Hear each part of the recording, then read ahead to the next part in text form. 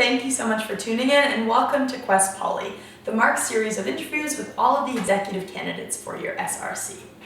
I'm Kendra Perrin, Editor-in-Chief of the MARC, and with me today I have Nigel Mckenzie and Eva Schipper, esteemed political analysts and correspondents. Here with us this afternoon we have James Blumhagen, the SRC's current Minister of Finance and the only independent candidate running for president this year. James far outqualifies every other candidate in terms of council experience, and he's already made strides to attempt to build a more transparent, organized council this year. His platform takes bigger leaps, which includes the pursuit of autonomy, a full change to the executive structure, a reassessment of all ministerial positions, establishing monetary and academic councils, and an ambitious 5-year plan to fund and eventually break ground for the student union building. So James, the first question that we have for you today is, you want to see the SRC become autonomous from Quest University Canada, and on your website you say that the SRC as it stands is nothing more than a glorified high school council with too much money for their own good. How will you make the SRC autonomous? So the actual autonomy process is incredibly easy. It's a matter of hiring a lawyer and signing a piece of paper that says that you become an organization that is a legal entity. The difficult part is creating a memorandum of understanding with Quest University, and this includes things like creating agreements for insurance and operating on the same space and just sort of acknowledging that each other exists and that you're not going to act totally opposite of each other and battle each other every step of the way, but that you're two organizations operating for the same cause. Although you may have conflicting views at times, you still have this agreement that you will further continue your work and work as a sort of, not as a team, but as like a collective idea of supporting students at Quest. So that's going to be the really big part, and that's the part that's going to take a long time, is making sure that all those steps are sort of nicely gone about and not sort of like trampled on and sort of demanded. It has to be a process that you sort of ease into. You don't want to step on any toes and upset anyone, because you want everyone to be a part of this process to make it so it is an actual organization that better supports students, not done in haste or in aggression against Quest, but done in a this is the natural progression and this is the need of the student body at this time. Can I ask how the SRC's lack of autonomy at the moment is hindering its political efficacy or its power? Absolutely. Right now, because we are essentially a high school council that Quest says can exist and gives us money because they say that they'll give us money, puts us in the situation where they could at any time just say the SRC, should I continue talking? Yeah.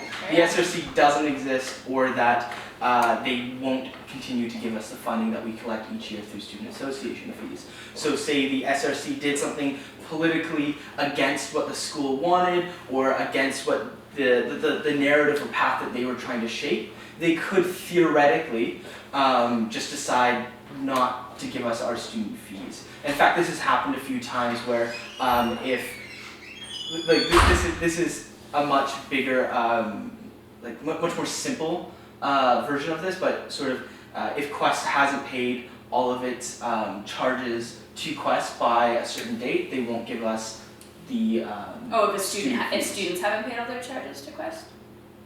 No. If the SRC, because right now we also rely on Quest for a lot of our funding for anything that doesn't require a check. If it's any sort of wire transfer, any direct transfer, or any sort of visa or card or anything to Black Hats or anything like that, because we're technically an organization under Quest, all of that goes to Quest directly.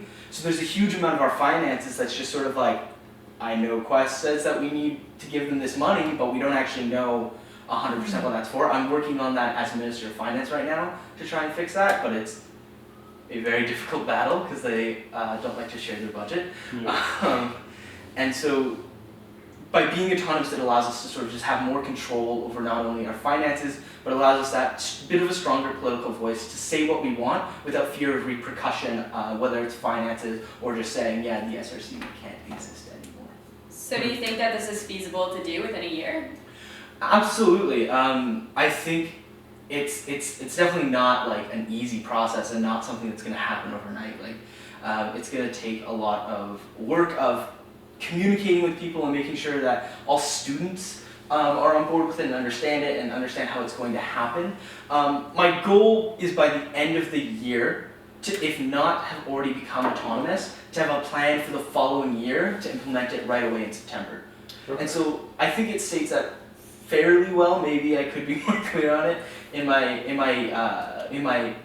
1-year plan. Is that by the end of 2017, like April 2017, that we should have some sort of like full-scale plan put in place where we could call a referendum right away and have it implemented. So you say on your website that you want to ensure the expansion of the current executive team. What does this mean and why do we need it? Right now I think there's a lack of overall representation of the different areas that need support in the executive team. There's the president, vice president, and minister of finance. By expanding it to president, VP finance, vice president of finance, VP academic, VP external, VP internal, it just gives a more rounded viewpoint of all the different areas that we could be supporting. That seem to be the more bigger strokes that we could be taking in. That is that VP internal would support things like the human rights initiatives, they would support things like health and wellness on campus, environmentalism on campus, environmentalism. Would you still have those ministerial roles? So no, so Minister of External Affairs would become VP External. Right. But like, just... But Minister of Human Rights, Minister of Health and Wellness, those are still ministerial roles, which is why I also want to do the reevaluation of all those roles to make sure that their mandates are actually doing what those positions should be doing, and that the ministers that are coming in to sort of reshape those and hold those positions have the opportunity to really put their own viewpoints and their own policies and sort of platforms ingrained into those actual positions, and to just make it so it's an organization that actually works together and like makes sense as an organization rather than a bunch of positions that I think right now are shoved under one umbrella. Okay. So following along, expanding the executive team, your vision of the SRC involves a lot of large-scale structural change. What has driven you to think that this scale of change is necessary?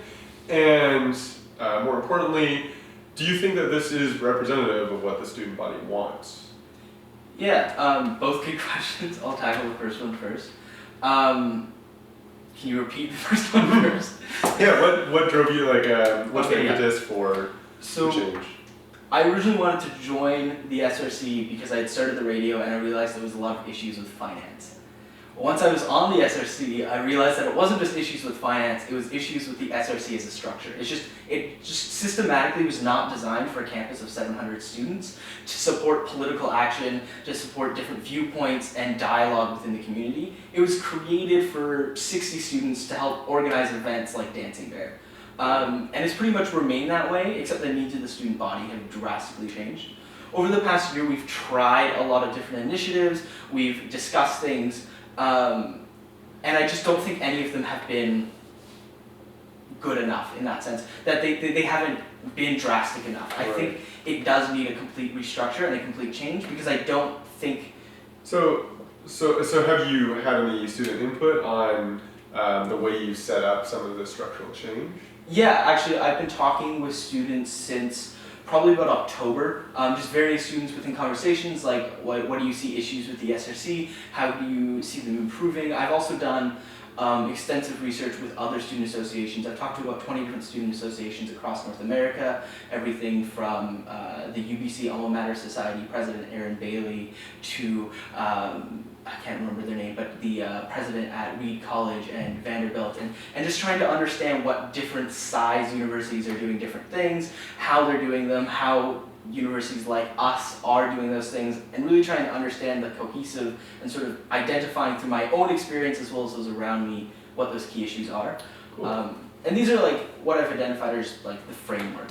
They're very open for like interpretation and change and constant revision and feedback. It's not something that I'm like, this is gonna happen right away. This is something that like I think needs to happen. Let's talk about it, let's create systems that will actually work around this topic.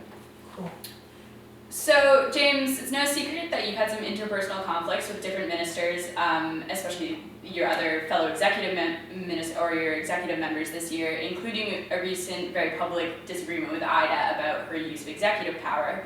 If you're elected as president of the SRC, you'll likely be working with candidates who have a much different vision of the SRC than you, and you can't control everyone. How do you plan to reduce personal conflicts like these?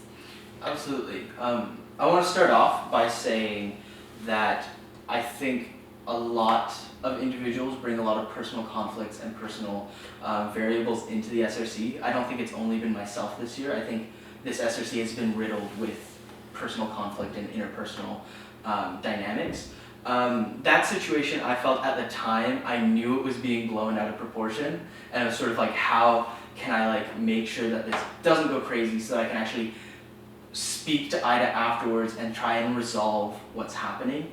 Because I had never actually called her out and was upset at her using her presidential power. I was just confused as to when it happened, why, and then why it was that same money price was still in the proposal. It was sort of this series of events where it was just a question of like trying to understand like, all right, like do we actually need to be funding this $3,000 or whatever number it was, or has it already been given? And so it just sure, but her feelings out. were extremely hurt by the way you approached it. And, absolutely. And how do you plan to, like, maybe this is not going to be the last time you run into a situation like that where someone does something and you feel confused or left out, or like you should have been included in? How do you plan to deal with those in the future, situations like that? Yeah, it's something that I've been really thinking about a lot since that situation, and I briefly spoke to Ida about it and like apologized to her that I had made her feel that way. But it's something that I think this is gonna like take one step and go in again. Yeah, it's like as a white male from Canada, I have a huge amount of privilege that I don't always understand when discussing with people and connecting with people. And I think more and more I'm starting to recognize it, and I honestly think that at times that is a really big sort of defeater for me, where I realize halfway through something like, oh, maybe I was using a little too much privilege there. Mm-hmm. Maybe I was representing my views a little too strongly and not giving enough space for other voices. And I think that's something that I'm slowly starting to recognize and understand, and it's obviously something that I'll never be able to completely understand. And so through that, like, I really like when people like call me out or call me in on those topics. But as long as it's like within a productive means, so I can understand how am I actually affecting you, because I think that's going to be an important part, is me just more rapidly and better understanding when I'm using a lot of my privilege when I should most likely be allowing others to use that point to express their opinions and their viewpoints. So, like, how about when it comes to like conflicting platforms? So, you're as running as an independent, you may end up, for example, working with Don and Lauren, and their platforms. Your platforms have some differences. How do you think you would go about resolving those? Absolutely.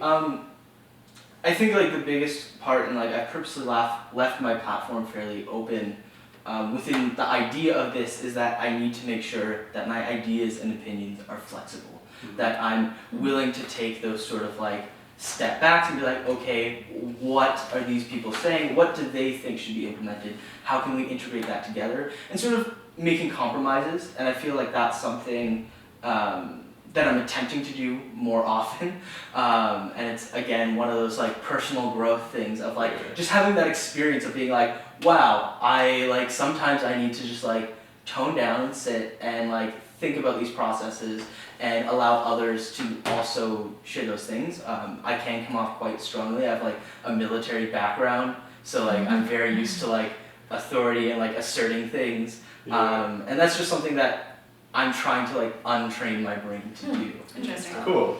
So moving on, last year you ran on a platform for Ministerial of Finance, promising to bring the SRC into the 21st century, namely establishing paperless proposals and reimbursements. This has yet to become a complete reality. We're still submitting reimbursement requests by hand. What got in the way? The biggest thing that got in the way of like, so there was a few more things that I promised other than that. There was like, Okay, let's just focus on that one. Just that paper. Yeah. Okay, sure. So essentially what happened with that is when we first implemented it, it wasn't necessarily working on my end to be able to access all of the information in a timely aspect and to be able to easily access all of the information that I needed through the online form. And so that was actually something I stopped for the time being because I think it was during December is when that first launched and there was a bunch of stuff happening. Ida was away and I was essentially trying to be the Minister of Finance, Vice President, and President at the same time. And it was just a little overwhelming for me to try and handle that, plus changing this implementation system and like working out the kinks with Eva at the time because she's the communications officer for the SRC. And so it was something that I was pushing to the beginning of the year. This year, and thus have not actually gotten to yet just because there's been a huge amount of discussion of actually changing a lot of things and I've wanted to wait. It is something that I was planning on doing in March, and that's easy to say that, oh, I'm going to do it, I'm planning on doing it. That's like the obvious answer to say to this question. All the infrastructure's there on my end. Exactly. It's mostly just waiting for me to sort of like develop the administrative system that is trying to organize all of that. And it was just a matter of so many things got backed in. Like for example, I wanted to make sure I released a general ledger before I changed the system so that way students would know where we're at and we could do that. And I've just been able to finally do that. Yeah. And so it's definitely in the works and I definitely want to see it happen so much because actually printing the paperwork and doing all of that is not fun. And so yeah, it's a work in progress, even though that's a terrible answer. So following up on this, obviously, what do they say? Politicians campaign in poetry and govern in prose. I think that's the expression. You're running on a pretty ambitious platform. Often SRC presidents find that during the year they end up getting bogged down with menial work that arises from day-to-day council responsibilities, including liaising with employees, crisis management, and dealing with the executive administration at Quest. So how are you going to be able to do all or some of what you promise whilst taking care of the day-to-day work of being a bureaucrat? So one of the first things that I want to do that maybe isn't as clear in my platform, because I want to talk with the rest of the SRC once they're elected, if I'm elected, about this, but is actually hiring a part-time general manager who is not a Quest student, who's not affiliated with Quest, but is a full-time employee who manages all of our other employees, organizes all of those things, does office hours so that ministers don't have to, for all intents and purposes, waste time sitting in the office when they could be doing more Would this productive be an alumni potentially? It could be an alumni. It like might help for the first little while, but it is like the idea is that this isn't like the alumni has a job for a year or for a little while they're in Squamish. Like this is hopefully this job within those 5 years or within 3 years becomes a full-time position paying $40,000, $50,000 a year if we can like manage our budget well enough to actually get that. And leads into a full-time long-term career so that they not only act as organizational history, but act as a constant communication with Quest administration and act as someone who is a responsible adult who will always be sort of focusing in. And he wasn't also trying to manage a block while they're retaining their responsibilities. Exactly, yeah. It's sort of someone who can solely dedicate to that and can't be like, oh, I have to do this essay tonight, sorry, I can't pay you. Yeah. Cool. Well, thank you so much for your time, James, and thank you so much for tuning in. Remember that regardless of who you vote for, just go out and vote this Friday, February 26th, and have a lovely evening. Thanks for watching. Thanks for watching.